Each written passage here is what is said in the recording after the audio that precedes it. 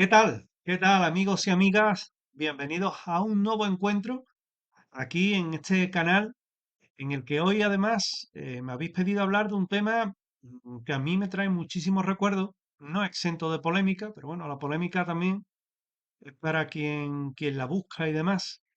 Y hoy vamos a hablar de fenómenos extraños en Tomares, por el famoso caso Tomares. De eso vamos a hablar hoy y bueno, espero resolver dudas y acallar polémicas, ¿no? Teniendo en cuenta que es un caso del que han pasado ya, pues, la friolera de 22 años.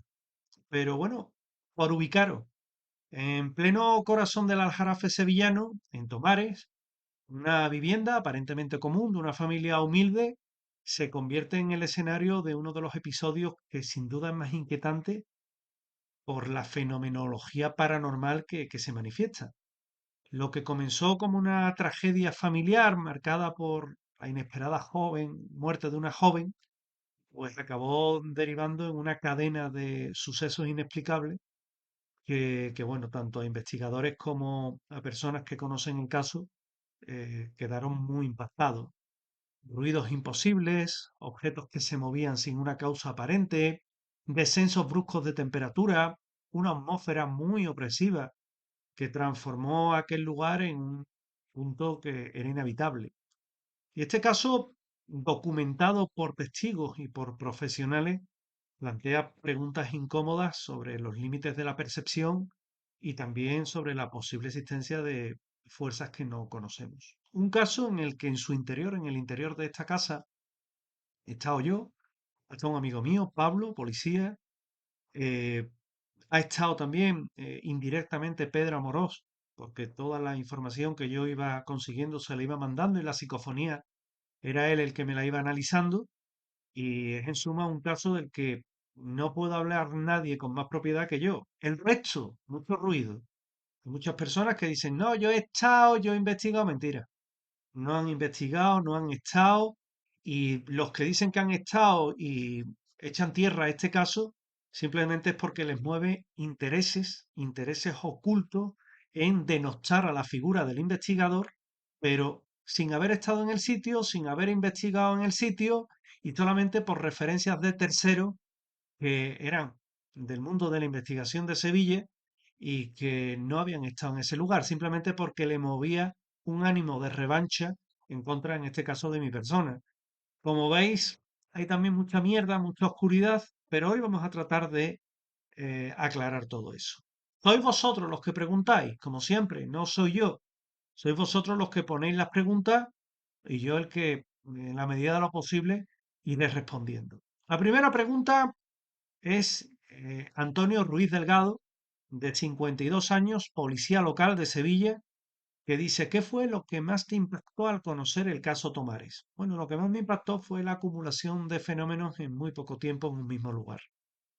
Como policía local, estarás acostumbrado a intervenir en situaciones de mucho estrés, de conflictos con vecinos e incluso en sucesos trágicos, pero yo he estado con compañeros tuyos, policías, y lo que allí vivieron no encajaba en nada que ellos hayan vivido. Es más, uno de ellos me decía que ellos estaban preparados para muchas cosas, pero no para lo que vivieron allí dentro, ¿no? Y de esa forma, bueno, pues puertas que estaban cerradas, que se abrían solas, luces que se apagaban, que se encendían, golpes secos, pasos, objetos que se caían, pero luego ibas y no se había caído nada. Y eso genera una sensación muy extraña y no puedes dar por válida cualquier explicación, tienes que investigar y hay que investigar en primera persona, hay que ir allí a investigar. Y bueno, el caso Tomares fue uno de esos casos que a mí me cambian por completo porque yo venía del mundo de la ufología, del mundo de los ovnis y cuando viene todo este caso y surge, a mí me provoca un shock, una conmoción terrible, porque es que no sabía cuadrar aquello, ¿no? Y me llamó tanto la atención que a partir de entonces empecé a investigar casos de casas encantadas. Imagínate si me impactó el caso o no. Sé que vosotros, los policías, porque le hago ruta a la policía, eh, tenéis muy buena información sobre todo esto. Sé que sobre otros casos que hay en Sevilla que no hemos podido investigar porque están convenientemente archivados y inaccesibles, tenéis casos que son muy potentes porque lo he hablado con compañeros tuyos y bueno, y realmente nos encontramos ante un caso que es excepcional, ¿no? Como te decía, los mejores casos los tenéis vosotros y bueno, tú eres el primero que me pregunta, me comentas aquí también que efectivamente que conoces el caso y que has hablado del caso con compañeros y que estos compañeros te han hablado del caso Tomares, que por eso me has preguntado hoy. Y bueno, yo te agradezco que hayas entrado y lo hayas comentado. Carmen López Vargas, de 44 años, de Tomares, auxiliar administrativa. ¿Crees que la muerte de la joven está relacionado con fenómenos posteriores? Bueno, es difícil no establecer una relación, aunque no se puede demostrar. Antes de la muerte de la chica, la familia hablaba de una vida completamente normal. Después todo cambia de una forma radical. Fenómenos que empiezan justo tras ese episodio, lo que hace pensar bueno, que pudo ser un detonante emocional o incluso algo más. No digo que haya una causa paranormal directa. Lo que sí digo es que hay una conexión temporal que es demasiado clara como para ignorarla y por eso se pone de manifiesto, pero yo no hablo de un fenómeno paranormal en sí. Ten en cuenta que el investigador lo que va allí es a investigar y que yo he entrado en esa casa altamente sugestionado en muchas ocasiones.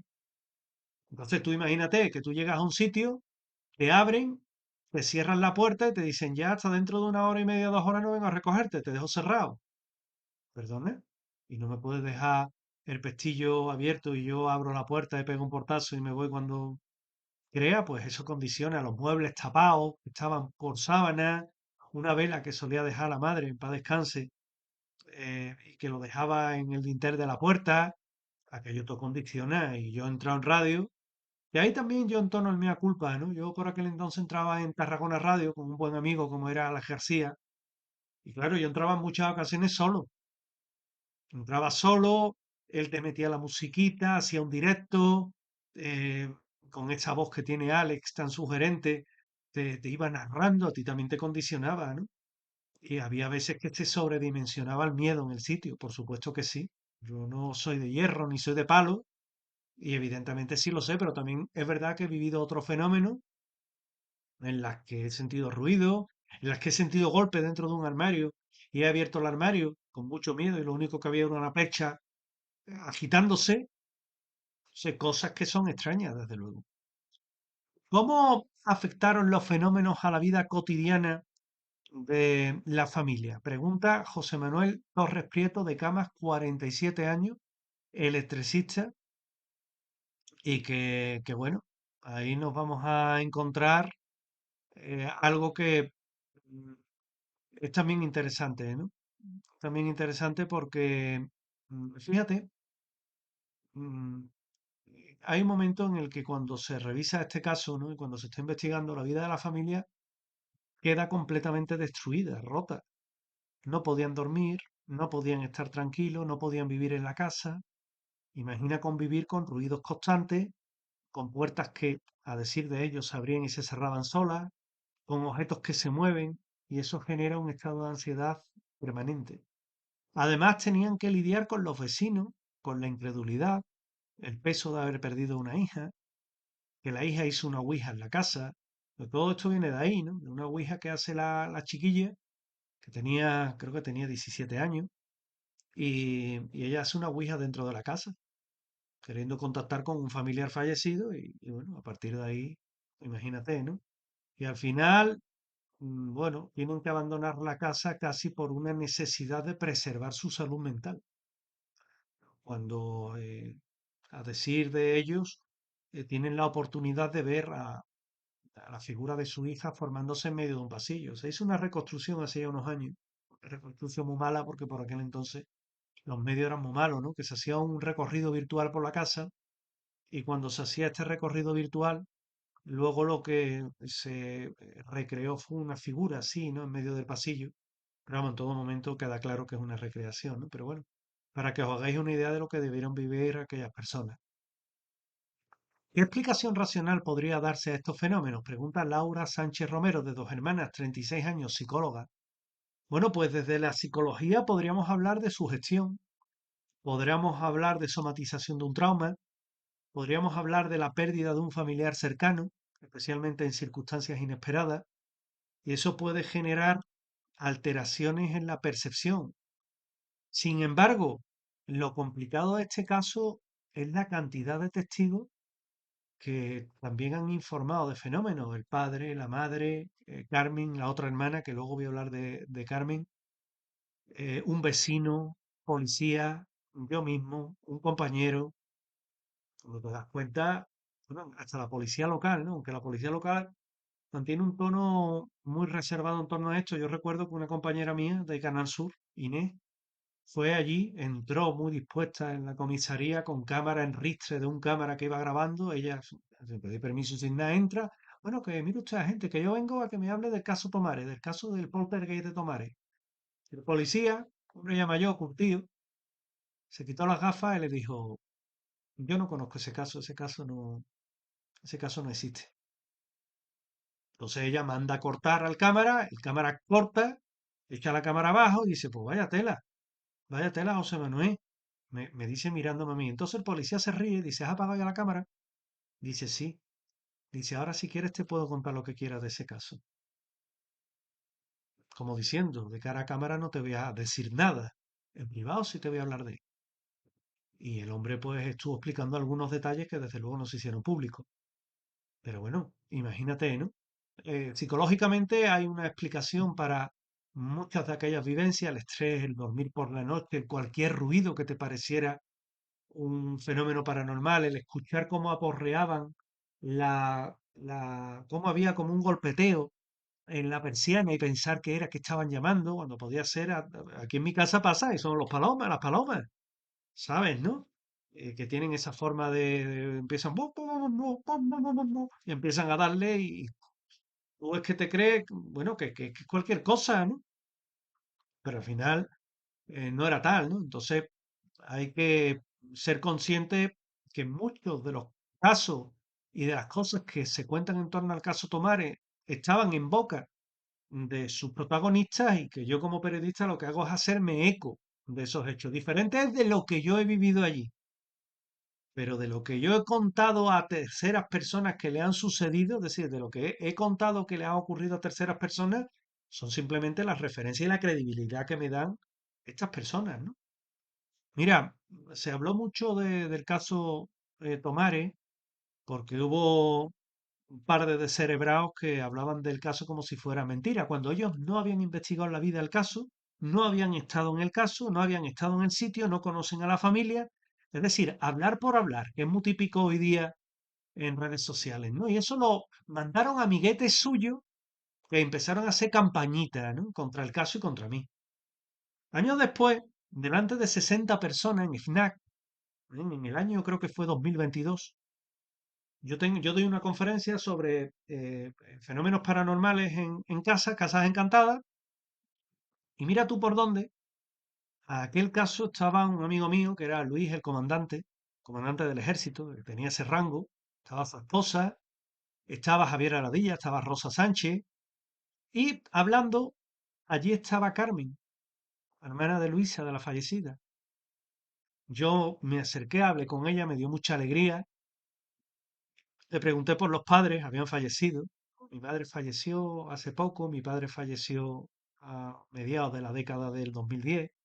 Vaya por Dios, mi madre también falleció, me decía ella. Y digo, mira, voy a hablar del caso Tomare. Me da cosa hablar contigo delante, ¿no? Parece que estoy metiéndome en tu intimidad. No, no, no, José, no tienes problema. Entonces, digo, ah, ¿no te importa? Dice, no, no, digo, ¿tú querrías contarlo? Mira, es que hay gente que a mí me critica porque dicen que el caso, que si no es verdad, que sí. Y la verdad es que socava mucho. Carmen, ¿tú quieres contar este caso? Se lo pedí casi implorándoselo. Y ella, delante de 60 personas, cuenta el caso. La hermana contó el caso. Hay quien dice, no, es que el caso no es verdad, no, es que... Pues haber venido a aquella conferencia. ¿Qué quieres que te diga? Lo tiene muy claro, ¿no? Haber vivido aquello en primera persona. Haber investigado. Que no me diga nadie que el caso no es real. ¿Qué sintió al entrar en la vivienda por primera vez? Pregunta Francisco Javier Molina, de San Juan de Alfarache, 50 años y que es fontanero. Pues lo primero que sentí fue un cambio brusco en el ambiente, ¿no? Mucho frío, bajó la temperatura mucho. Era mayo, la primera vez. Ya no hablo solo de la temperatura, también de la sensación de presión, ¿no? Como si el aire pesara. Era un silencio incómodo, cargado, no parecía amplificarse, sino que se mantenía constante. Era una sensación muy rara, muy extraña, te lo garantizo. Y bueno, y a mí hay un momento en el que aquello me puede, ¿no? Yo sentí miedo. Tenía la sensación constante de que algo me observaba y es difícil de explicar, pero es un miedo muy real. ¿Eh? ¿Qué opina de la posible relación con la Ouija? Pregunta Marta Fernández Gil de Mairena del Aljarafe, de 29 años, estudiante de historia. Pues bueno, la Ouija siempre ha estado rodeada de polémica. En este caso, lo que parece ser es un elemento que es fundamental porque marca un antes y un después, porque se relaciona la muerte de ella con la Ouija. La Ouija le dijo, vas a morir pronto, ¿no? Bueno, es como algo profético. Independientemente de si uno cree o no cree en la Ouija, lo cierto es que puede influir psicológicamente en quienes participan y el miedo, la sugestión, la expectativa pueden desencadenar experiencias que son muy intensas y que luego se interpretan como paranormales, ¿no? Con lo cual, cuidado con la Ouija y con el aspecto psicológico que puede calar en la persona. ¿Por qué crees que las autoridades no encontraron explicación? Dice Manuel Ortega Campos de Bormujo, 55 años, vigilante de seguridad. Bueno, las autoridades a nivel oficial no investigan el caso. Yo he leído por ahí en Internet, Internet muchas veces es un mentidero, ¿no? Es que la policía investigó, la Guardia Civil investigó, ¿no? Oficialmente no hay un parte, porque la Policía Nacional, el amigo mío, va allí a requerimiento del padre, que es un conocido suyo, era conocido, el pobre, que en paz descanse, y lo llama. Vente, por favor, que están ocurriendo cosas, Pablo, vente, vente. Y él va, pero va a nivel extraoficial y va con los compañeros. Como aquí a mi casa ha venido la policía judicial en alguna ocasión y han venido un inspector y dos más, ¿no? Y han venido aquí a casa y han estado conmigo. Y eso está ahí, es un hecho, os puedo decir hasta el caso, vamos. Entonces, ellos van y dan fe de que ocurren cosas raras, pero en parte oficial no hay como tal. No se llega a investigar oficialmente. La policía ha investigado el caso Tomares. Ni yo he dicho eso nunca y eso es incierto. Lo que sí van es de forma extraoficial. Y Pablo, que es amigo mío, por el nexo común me llama, oye, está pasando esto, te voy a mandar a un coche para que te recoja y te traiga para acá. Venga, vamos. Yo fui y claro, esto queda fuera de sus competencias. Luego, a nivel de la muerte de la chica, pues fallo cardiorrespiratorio y ya está. Pero cuando no hay indicios de manipulación, ni pruebas de fraude, ¿eh? Ni explicación técnica, el caso pues está ahí. Eso no significa que sea paranormal. Puede haber muchas causas psicológicas, como estamos desglosando, que lo puedan explicar, pero sí entra dentro de los parámetros habituales de una investigación paranormal. Pero, como te he dicho, a la muerte de las chicas se le encontró una explicación y al caso, a nivel de nosotros, investigación paranormal, creemos que es por el vínculo del sitio con las chicas y también por la fuerza emocional que hay en el lugar que desencadenaron esos fenómenos paranormales, esa impregnación de la que hablan los parapsicólogos. Luego, independientemente de eso, se le pueden dar muchas vueltas al caso, por supuesto, pero está ahí, ¿no? ¿Qué importancia tienen los testimonios en este tipo de casos? Pregunta Elena Castro Ruiz, de Sevilla, de 41 años, periodista. Bueno, pues son fundamentales. Tú como yo, compañera, sabes que los testimonios son complejos muchas veces, pero que aportan detalle, aportan emociones, aportan contexto, que pueden estar influenciados por el miedo o por la sugestión. Y en este caso, la coincidencia de múltiples relatos similares le da mucho más peso. Aunque siempre hay que analizarlos con cautela y compararlos con otros casos, ¿no?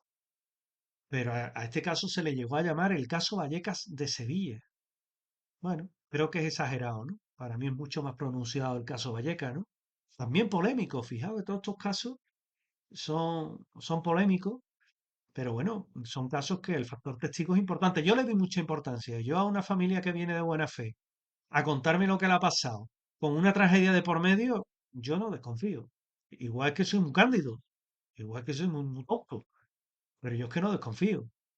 La familia que ha perdido a su hija, que tiene un problema gordísimo, ¿te van a mentir? Hombre, no lo creo.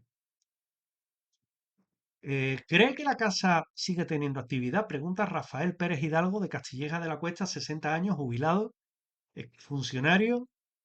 Pues mira, por lo que me han contado, por lo que me contó Carmen en su día, que aquello lo vendieron, en la casa al principio tenía actividad, parece que sí, aunque con mucha menos intensidad. Y este tipo de lugares lo que suelen es contener, bueno, es un contenedor de emociones, ¿no? Suele mantener cierta fama, pero también la fama del sitio viene dada por todo lo que se vive allí, ¿no? Y también es interesante que la propia mentalidad de las personas que están adentro, su miedo, puede alimentar todo esto. Está visto y comprobado que la persona que compró la casa hizo una reforma general, integral, como se le llama ahora, hizo una reforma grandísima, tiró tabique, hizo una estructura totalmente diferente, más en plan apartamento así, ¿no? Y hizo una distribución diferente. No creía en estas cosas. No tengo, yo he pasado alguna vez por allí y no tengo información de que haya ocurrido nada. Y a veces, bueno, a veces esto ocurre, ¿no? Que la persona que llega nueva no siente miedo por estas cosas, no pasa nada y no se alimentan nuevas experiencias. Pero el misterio, evidentemente, siempre va a seguir ese caso.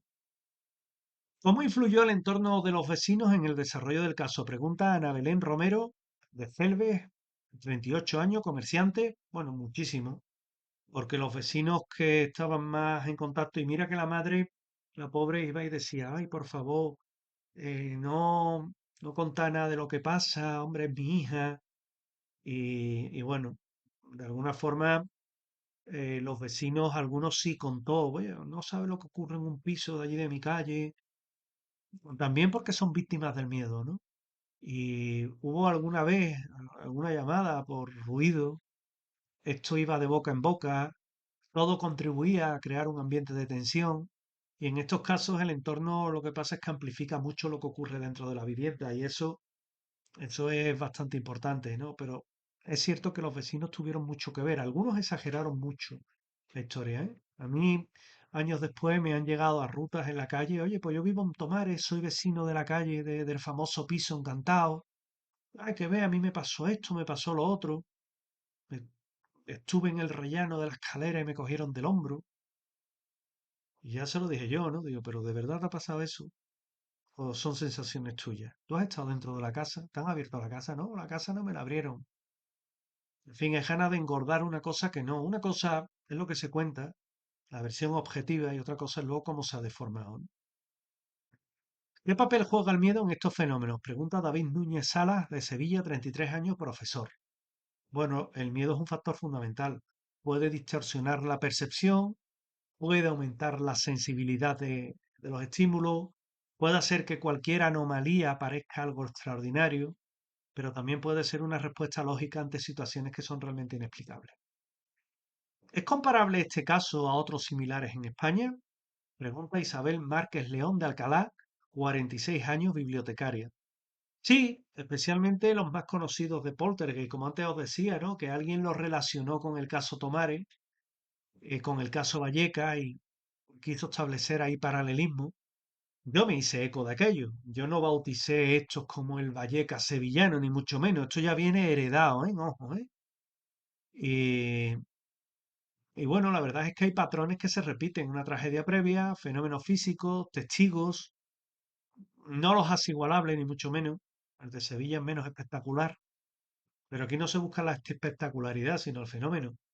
Pero en estructura del fenómeno sí es similar. ¿Qué le diría a alguien que duda sobre estos hechos? Pregunta Juan Carlos Vega Torres, de Sevilla, 58 años, taxista.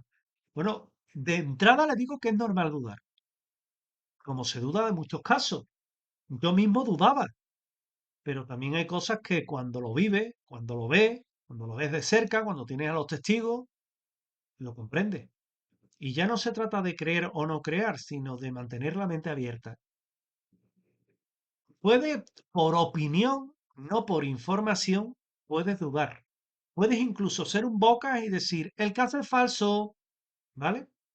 Y venga, el caso es falso, ¿no? Porque tú lo dices, vamos, básicamente, ¿no? Pero no es eso, no es eso. Aquí lo que te vas a encontrar básicamente es que hay que estar en el sitio, hay que pasar muchas noches allí, hay que investigar. Mi compañero José David Flores lo sabe, investigó. Mi compañero Jesús García lo sabe, asesoró en todo momento a esto. Fue él el que me dijo, oye, yo le mandaba la psicofonía a Pedro Moró.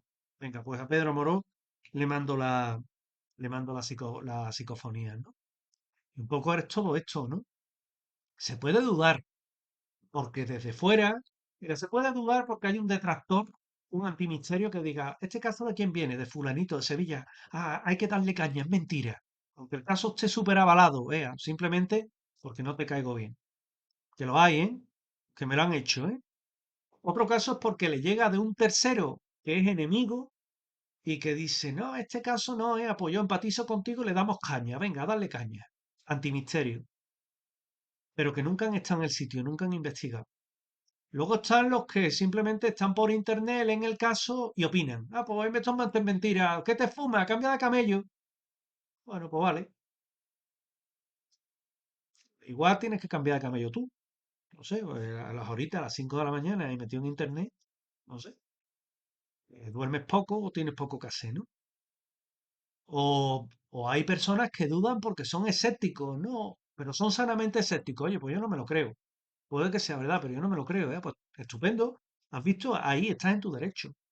Pero negar por negar o escribirme como ha habido algún descerebrado que me ha escrito, acuérdate de tal caso como tirándome la cara, como si fuera algo de lo que te tienes que avergonzar o un arma arrojadiza. Sinceramente, eres tonto. No tengo otra cosa que decirte. Eres tonto. ¿Ya está? ¿Por qué? Porque hay que tener muy poca cabeza y hay que ser muy cortito. Pero bueno, ¿qué, qué se va a esperar, ¿no? De determinados personajes. Pero la duda es sana, ¿eh? Ojo, volviendo a todo esto, la duda es sana. ¿Y por qué no dudar? A mí ha habido casos. Hay quien duda que el Artemis ha pasado por detrás de la Luna. Hay quien duda que la Tierra sea redonda. Bueno, en sus derechos están de creerlo, evidentemente están equivocados. Pues yo le digo lo mismo. Con el caso Tomare, en su derecho están de dudar, están equivocados. ¿Qué impacto deja este caso en las personas que lo conocieron? Pregunta Rocío Jiménez Pardo de Espartina, 35 años, administrativa. Bueno, deja una huella porque durante mucho tiempo fue un tema de conversación constante, porque sale en Localia, en la tele, porque se informó muy bien, profusamente, luego sale en Canal Sur, los compañeros hacen su propia investigación y aunque no llevaron pruebas tangibles ni vídeos de un policía hablando, sí es verdad que, mira, off the record nos contaron esto y hay que creerlo, ¿no? Y esto también impone respeto. Hoy, incluso años después, sigue siendo un tema recordado como se recuerda al caballito famoso encantado del Parque de Tomares que se movía solo, ¿no? O un caso que hay muy cerquita de allí, muy conocido, que yo todavía no he sacado ni voy a hablar de él, pero que cuando saque va a dar mucho que hablar y sin embargo está súper documentado por testigos. Y que me digan ahora que es mentira. ¿Crees que algún día se sabrá la verdad de lo ocurrido? Pregunta Luis Herrera Castaño de Sevilla, 49 años, abogado. Sinceramente lo dudo, porque tenemos toda la información, tenemos los testigos, tenemos la documentación, pero hay casos que quedan abiertos porque no hay más pruebas, porque no se ha podido seguir con el paso del tiempo. Y este va a ser uno de ellos. El nuevo propietario, pues, vive su vida y no quiere saber nada de esto y ya está. Y tal vez, y lo he intentado, ¿eh? Y tal vez con el tiempo surjan nuevas interpretaciones, tecnologías que nos ayudan a permitir un poquito todo esto, incluso hipótesis, pero por ahora, misterio. ¿No crees que todo podría ser un caso de sugestión colectiva amplificada por el miedo? Pregunta Sergio Domínguez Rivas, de 45 años, 42 años, perdón, psiquiatra. Es una posibilidad muy real, Sergio. De hecho, bastante frecuente en entornos con una alta carga emocional, y aquí la vía. La mente humana tiene una enorme capacidad para generar percepciones y alterarse. Y cuando se enfrenta a emociones y situaciones traumáticas como esta y la muerte de un familiar, pues todo esto refuerza y potencia ese tipo de vivencias, de percepciones, ¿no? Ruidos anormales, anormales, ¿eh? Consideraros, por ejemplo, como extraño, como que una ventana sientes un golpeteo, oye, que igual hay un poco de viento y está pegando en el marco, ¿no? Tú sabes, esas persianas que son de lamas, ¿no? Que se bajan, que eran de color verde, de color, que eran exteriores, ¿no? O un animalito, un pajarito que está picoteando, corrientes de aire, fallos eléctricos. Aquí en mi casa la instalación eléctrica salta con bastante frecuencia, la tengo que llamar al electricista. Y no por eso pienso que es paranormal, ¿no? Es decir, hay que tenerlo en cuenta, pero también hay que entender el marco de miedo que vivía esta familia. No digo que aquí se haya inventado nadie nada. Yo estoy seguro que la familia, después de vivir la pérdida de una hija, a mí me dijo lo que había. Además, voy a poner ahora una entrevista en exclusiva con la madre y vais a notar el tono de la mujer. Sí, es que se entrevistó incluso a la madre. ¿Qué más quiere de peso que eso, no? Entonces, sí es verdad que el cerebro puede construir experiencias muy vívidas que parecen completamente reales. ¿Queréis escuchar esa entrevista? Vamos a, vamos a escucharla. Es la madre de Luisa, que se llama Luisa, Luisa Madre, que habla de su hija Luisa y que habla de ello en estos términos. Lo escuchamos, es cortita porque no estaba en condiciones de hablar mucho, dura aproximadamente unos 7 minutos y estoy seguro que lo vais a encontrar interesante. La escuchamos. Estamos en Tomares, en la casa de Luisa, donde han venido sucediendo una serie de fenómenos paranormales. ¿Qué tal, Luisa? Buenas tardes. Hola, buenas tardes. ¿Nos podrías comentar cómo empezaron los fenómenos que aquí vive y cuándo surge toda esta historia de fenómenos paranormales en tu casa? Bueno, pues empezó un día que mi hija Luisa echó una ouija con las amigas y entonces se le apareció el espíritu de su abuelo. Llamó a su abuelo, ¿no? O llamó a su abuelo, yo eso no lo entiendo, hijo. Entonces le dijo el abuelo que ella iba a morir. Y murió, ¿no? Y murió. Murió 2 días después, ¿no, Luisa? Yo sé que esto es duro, Sí, es duro sí. comentarlo. Sí, 2 días. Pero murió 2 días después, ¿verdad? 2 días, sí. De imprevisto. Los médicos no supieron realmente las causas, ¿no? Lo dictaminaron como causas naturales o realmente nunca lo llegaron a saber, ¿no? No, nunca. Luisa, ¿y cuándo comenzaron a manifestarse las experiencias paranormales que aquí habéis vivido? Bueno, pues empezaron 2 días después de morirse Tu hija Luisa, ¿no? Exactamente. Pues mi hija Carmen, que yo tengo otra hija Carmen, pues entré en su habitación y parecía que en la cama había alguien que se había acostado.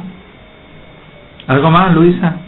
Después las ventanas, las persianas, los cajones que se abrían y muchas cosas que Cuando nos dice las persianas, ¿qué le ocurrieron a las persianas, Luisa? Porque se bajan y se suben. ¿Pero las mueve alguien, las sube, las baja alguien que tú puedas ver? Nadie. ¿Y los cajones? Tampoco. Los cajones se abren, se cierran.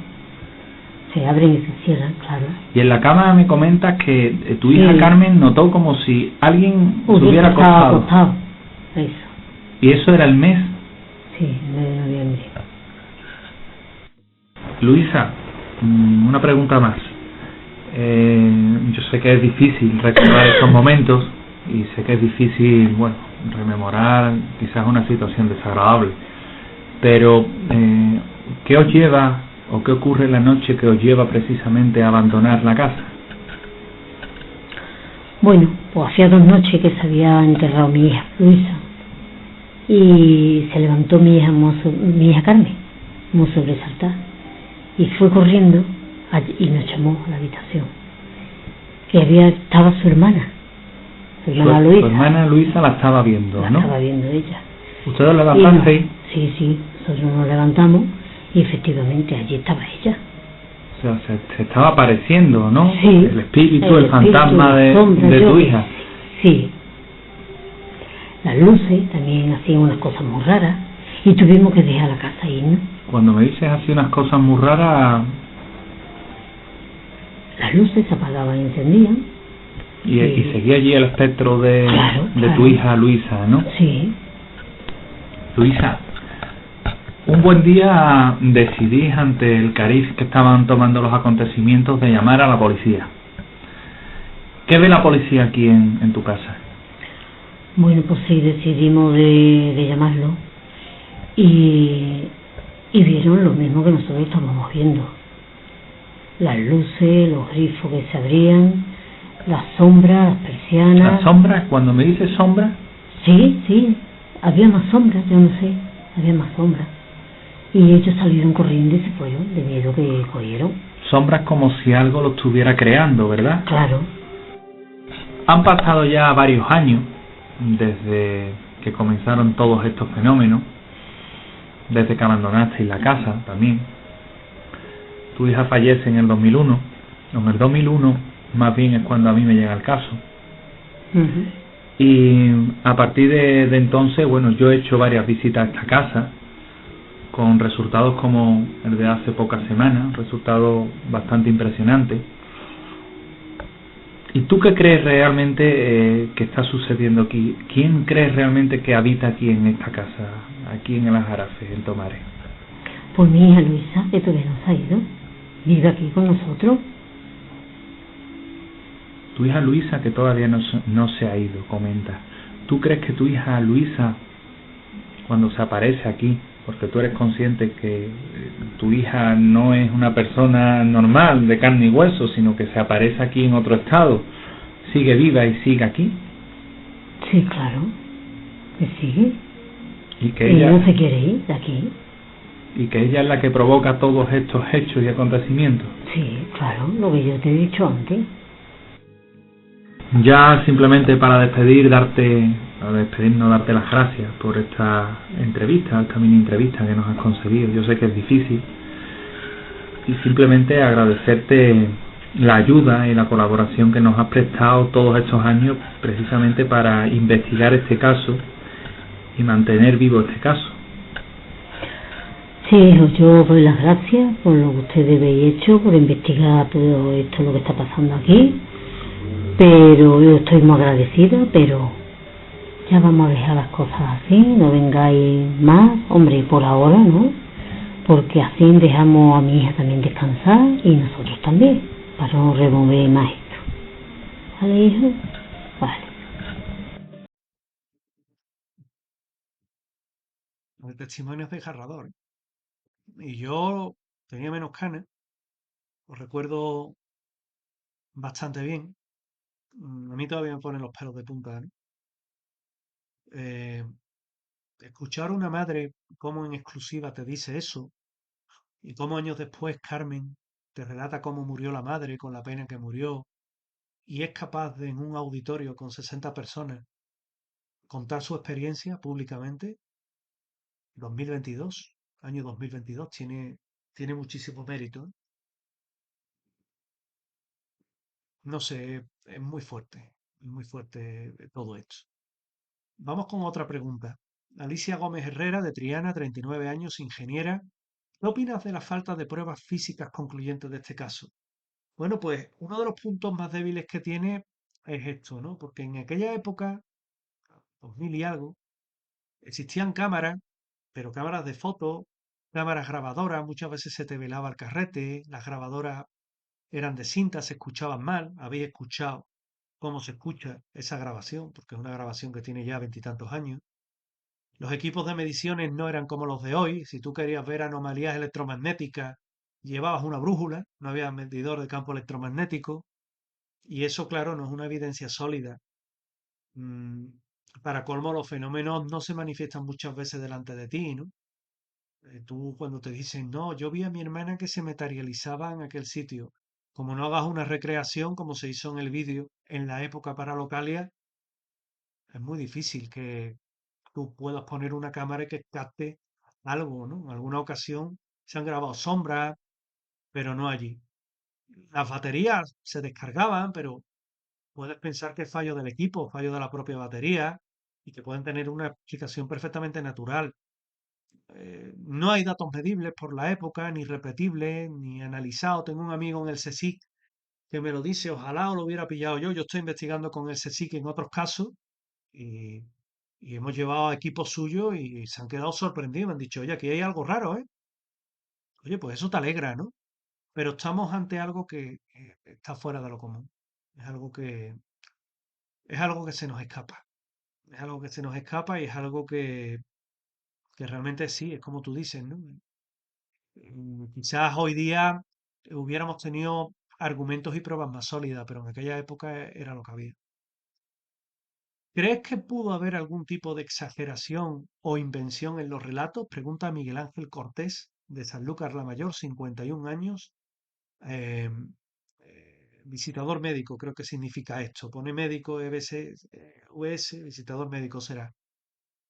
Bueno, en cualquier historia de este tipo, la exageración es casi inevitable cuando no viene de ti, ¿no? Yo me limité a escribir y a hablar del caso. Entré en antena en muchas ocasiones y yo iba realmente asustado, ¿no? Y sugestionado, sí. Pero yo procuraba ser lo más objetivo posible. Lo que pasa es que luego, este caso se han contado. Hay por ahí un TikToker en TikTok que ha hecho de mis casos, aunque no me cita, él le ha puesto imagen y lo cuenta súper exagerado. Hay un Instagramer que lo cuenta súper exagerado. Hay páginas en Facebook que lo han reescrito y es totalmente exagerado. Entonces, el relato, cuando se transmite así, de esta forma, eh, cada uno añade matices, añade interpretaciones, exageraciones en función de la audiencia. Y bueno, yo no digo que sea necesariamente con mala intención, porque eso es parte del proceso humano de narrar experiencias de este tipo. Pero sí es verdad que no le hacen ningún favor al caso. Y que yo de eso no me hago responsable. Yo de lo que otro cuente de un caso mío, que un tercero cuente a un cuarto en la calle de cómo él cree que es el caso, pues ya es. Ni yo soy responsable de lo que cuente ese, ni yo soy protagonista de lo que cuente de forma exagerada, ni mucho menos. Por eso te digo que sí es llamativo. Eso no invalida el caso, pero sí obliga a analizar cada testimonio con un espíritu crítico como solemos hacer. Pero claro que sí, que esas invenciones de terceros son malas. Última pregunta. ¿Conoce algún caso similar, aunque no esté documentado oficialmente? Pregunta Rafael Benítez de Utrera, 46 años, albañil. Sí, recuerdo uno que ocurre precisamente en Los Palacios, que una buena amiga mía me lo pasa, que nunca llegó a salir en los medios, a Dios gracias, y que según contaban los propietarios, tras una reforma empezaron a escuchar pasos en la planta de arriba, también hablaban de herramientas que desaparecían durante la obra, que aparecían en otro lugar, de luces que se encendían. Y lo curioso es que todo empezó después de encontrar en la pared un hueco, como si hubiera sido un hueco que ocultaba algo. Allí encontraron una cajita, pero la cajita estaba llena de estampas, de fotografías, y nunca se investigó a fondo. Pero sí hubo casos que eran muy importantes y casos muy impactantes y la familia con el tiempo acabó vendiendo la casa.